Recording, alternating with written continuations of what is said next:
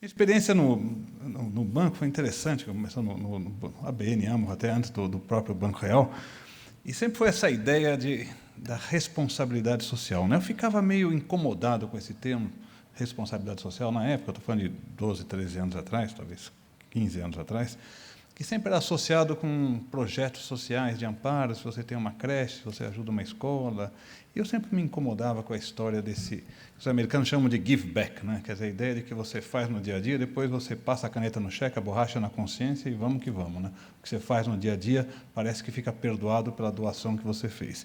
Eu acho que o Brasil é um país cheio de carências, diga-se de passagem, as doações são bem-vindas, não é contra elas que eu me insurjo aqui, não. Eu me insurjo contra a ideia de que a gente tem que saber o que a pessoa faz no dia a dia, né? Como é que você toca o dia a dia da sua empresa, né? Que impacto você causa em todos os públicos com os quais você se relaciona, né? Você está deixando um impacto positivo, você está causando um estrago, né? E foi assim que a gente começou. Eu mexia muito com essa ideia de que, olha, nós temos que integrar e trazer esse conceito de responsabilidade social, de sustentabilidade para dentro da empresa, né? Ou seja, tem que estar no nosso dia a dia. E a gente usava muito essa expressão de que o jogo é duro, mas é na bola e não na canela, né? E falava muito isso. E um dia também alguém perguntou, mas, afinal das contas, o que é isso, né? O jogo é duro, mas é na bola e não na canela. E daí foi essa ideia, vamos trazer para o dia a dia, quer dizer, nós somos um banco, o que se faz com os empréstimos que a gente dá, né?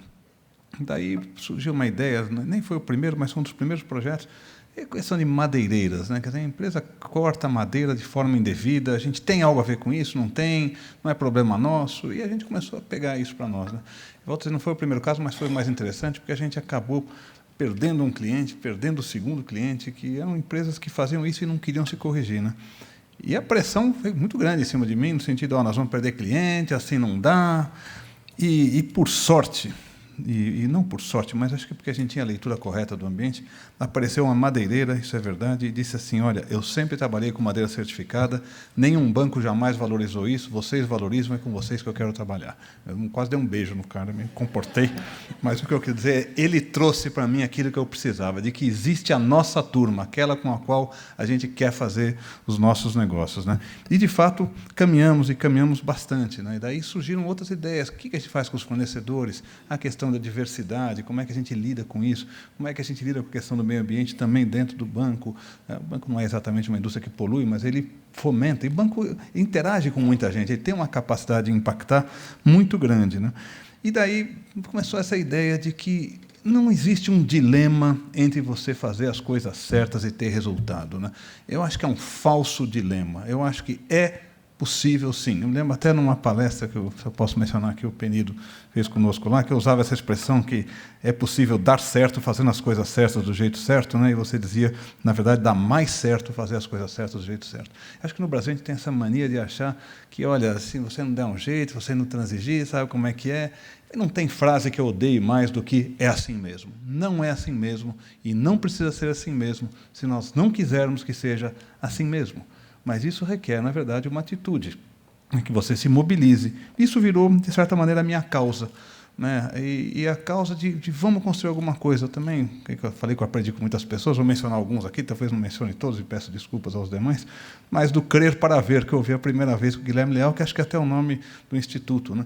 E me pegou muito esse negócio de crer para ver, né? Aquele ceticismo do ver para crer versus o sonho do crer para ver, de você colocar alguma coisa e construir justamente em função daquilo que você se propôs a seguir na vida, né? E virar essa causa da ética, da transparência, não apenas com relação ao impacto ambiental, mas social, como é que você lida com as pessoas, valores humanos. As pessoas me perguntam muito sobre, mas o que é ética? É difícil dizer o que é ética. Mas eu costumo brincar que, se você for capaz de comentar o que você fez à noite com seus filhos, seus pais, deve ter sido ético. Se não puder comentar, capaz de não ter sido. Então, fazer as coisas de uma maneira bastante transparente, né? Que a gente chama do on e off. Acho que não existe mais o mundo do on e off. Você está on o tempo todo, né? Fazer coisas que você possa explicar o tempo inteiro porque está fazendo. Eu não tenho dúvida que na organização, inclusive a que eu represento aqui, tem um monte de problemas, não é isso que eu estou falando. Mas a questão é que atitude você tem diante dos problemas que lhes são apresentados, né? Quer dizer, estamos corrigindo, estamos ficando indignados. Enquanto houver indignação, haverá esperança, né? O dia que a gente não tiver mais indignação e achar que é assim mesmo, acabou. Então, como é que a gente lida com isso? Como é que a gente lida com esses momentos que a gente não sabe bem? Tem coisas muito óbvias, tem coisas que não são tão óbvias. Então, qual é o caminho que a gente segue? Primeiro, é questão de atitude, né? Eu repito muito esse pensamento, e o Ralph Emerson foi capaz de sintetizar melhor do que eu jamais seria, de que ele fala assim: suas atitudes falam tão alto que eu não consigo ouvir o que você diz, né? Então, a gente chegou à conclusão seguinte: são as atitudes no dia a dia que fazem, que determinam, na verdade, o que é a empresa, qual é a cultura da empresa, como as coisas reagem. Qual é a cultura, não falando só da empresa, não, de uma sociedade, na verdade, né? Porque a gente fala muito, mas a questão é o que você faz no dia a dia. Eu costumo criticar que já está saindo um pouco da empresa, porque, na verdade, a empresa também é uma célula, né? A família, a empresa, dentro da sociedade, né? Mas a gente tem muito uma mania de criticar o outro sem olhar para o nosso ao redor, né? A gente transige, a gente tolera pequenos delitos e fica apontando o dedo para os outros para saber o que eles fazem de errado, né? Mas e o que você faz? Se cada um de nós, na verdade, cuidar do seu ao redor, a somatória já resolveu o problema, né? Então, essa questão de você trazer para si. E no dia a dia, e instigar as pessoas, né? Falando um pouco de empresas, né? Quer dizer, está aí para o dia a dia. O que pode ser feito? A sociedade está cobrando cada vez mais, né? Os jovens estão cobrando cada vez mais, as luzes estão acesas. O pessoal quer saber o que você está fazendo, por que está fazendo, como está fazendo, que impacto causou, onde foi produzido, quanto pagou. Cada vez mais. Isso veio para ficar, não tem volta. Pelo contrário, vai ser cada vez mais.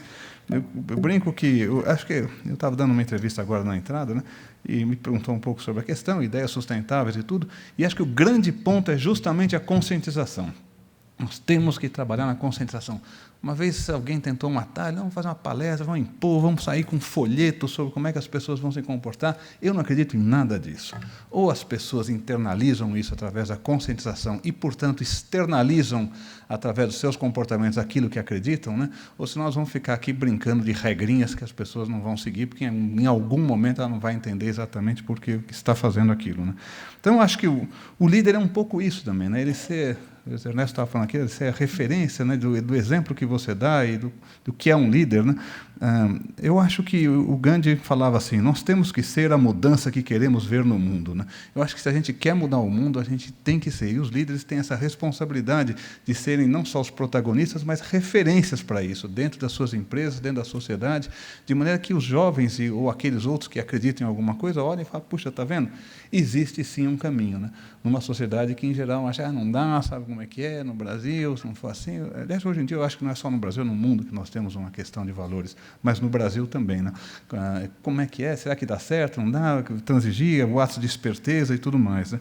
E eu acho que a gente tem que trabalhar cada vez mais na questão de trazer esse assunto à tona e mostrar que existe, sim, um caminho que dá bons resultados, né? Eu tenho tido a oportunidade de fazer algumas palestras para jovens formandos e eu sempre levo essa mensagem, né, de que, olha, não busquem os atalhos, né? Existe sim um caminho para você fazer as coisas ter bons resultados. Existe sim um caminho onde você vai, de acordo com os seus valores, você vai longe e, na verdade, leva uma vida muito mais tranquila do que a vida que, às vezes, parece ser um caminho mais curto, mas que te leva a alguns desvios, né? E eu acho que, a gente falando de conscientização, eu acho que nós temos um papel importante. Nós que estamos aqui, né, esse grupo que está hoje também sendo, enfim, de certa maneira, reconhecido aqui por essa iniciativa, eu brinco que, e vocês que vieram aqui, porque cada um que veio aqui, de certa maneira, veio também porque gosta do tema, né? Então, a gente forma um grupo que a gente tem, eu costumo brincar, a gente não tem o dever, né? A gente tem o privilégio de poder ser protagonista, de poder ser uma referência nessa mudança que o Brasil precisa, que as empresas precisam, né? É chamar para si a responsabilidade e agir com isso, mas não como um peso, mas com uma satisfação de falar: puxa, que eu tenho uma condição de, na verdade, mostrar e trabalhar e construir junto com os demais um caminho diferente, né? Eu sou muito otimista, porque acho que a gente está remando a favor da correnteza, né? Por todas as dificuldades que possam vir a ser apresentadas, eu também, Luiz Ernesto, tenho a vantagem de ser o segundo a falar aqui, então não é muito repetitivo, mas com todas as dificuldades que tem e existem, na verdade, nós temos um reconhecimento a fazer. Nós estamos remando a favor da correnteza. As pessoas estão cada vez mais conscientes. Há 10 anos atrás não existiria sequer a possibilidade de uma reunião como essa, e não teria público nenhum aqui, e nas fileiras de homenageados, talvez nós, que já estamos na luta há bastante tempo, estivéssemos aqui, mas não teria público, não teria repercussão nenhuma, né? Então, está vindo. Eu acho que a nossa geração tem um grande mérito. Eu não sei se a nossa geração deixará um mundo melhor para os nossos filhos, mas certamente ela terá deixado filhos melhores para o nosso mundo. Eu acho que os filhos que nós estamos deixando são muito mais conscientes, muito mais cientes do papel que cabe a cada um na sociedade, do papel que cabe a cada empresa na sociedade, do papel que, na verdade, eles terão, né, e não só nas atitudes deles, mas também impressionar os pais, a família, né? Eu acho que realmente a gente está bem calçado com relação a isso, né? E eu acho que a questão, então, é a gente continuar nessa jornada, né? Buscar e mostrar que existe um caminho, não existe razão nenhuma para a gente transigir nessa visão de que a gente pode construir um mundo melhor. Como? A partir das nossas atitudes no dia a dia, né? Na nossa casa, na nossa família, na nossa empresa, na nossa cidade, no nosso estado, no país, enfim, no globo como um todo. E eu acho que a jornada é longa, né? Embora a gente esteja, como eu disse, remando a favor da correnteza, não tenho dúvida nenhuma de que é uma jornada longa, nós temos muito a fazer, né? Cada uma das empresas aqui representadas, certamente, cada uma das pessoas aqui também presentes, certamente fala o tanto que falta, e eu estou falando aqui, deve ter gente pensando, pô, você está falando, mas tem esse problema, tem aquele, né? Mas o fato é que a gente não pode esmorecer. A hora é de perseverar, a hora é essa, mãos à obra, depende de cada um de nós. Muito obrigado pela atenção.